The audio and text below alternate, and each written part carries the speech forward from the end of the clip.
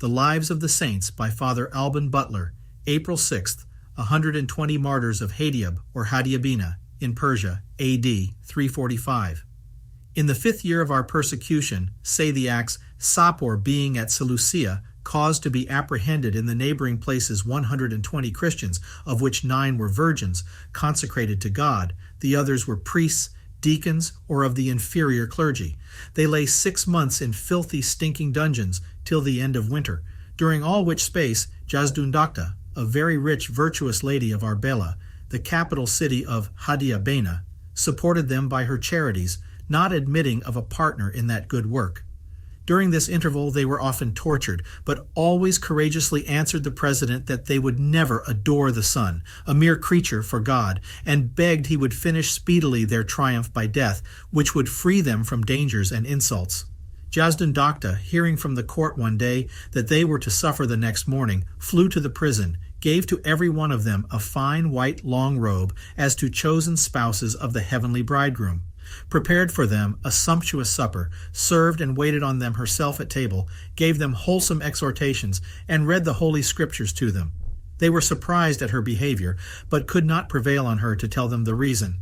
The next morning she returned to the prison, and told them she had been informed that that was the happy morning in which they were to receive their crown, and be joined to the blessed spirits. She earnestly recommended herself to their prayers for the pardon of her sins, and that she might meet them at the last day, and live eternally with them. Soon after, the king's order for their immediate execution was brought to the prison. As they went out of it, Jazdunda met them at the door, fell at their feet, took hold of their hands, and kissed them. The guards hastened them on with great precipitation to the place of execution, where the judge who presided at their tortures asked them again if any of them would adore the Son and receive a pardon. They answered that their countenance must show him they met death with joy, and contemned this world and its light, being perfectly assured of receiving an immortal crown in the kingdom of heaven.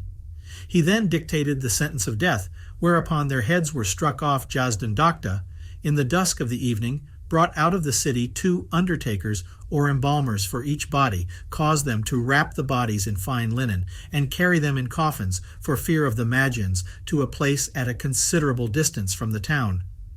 There she buried them in deep graves, with monuments, 5 and 5 in a grave.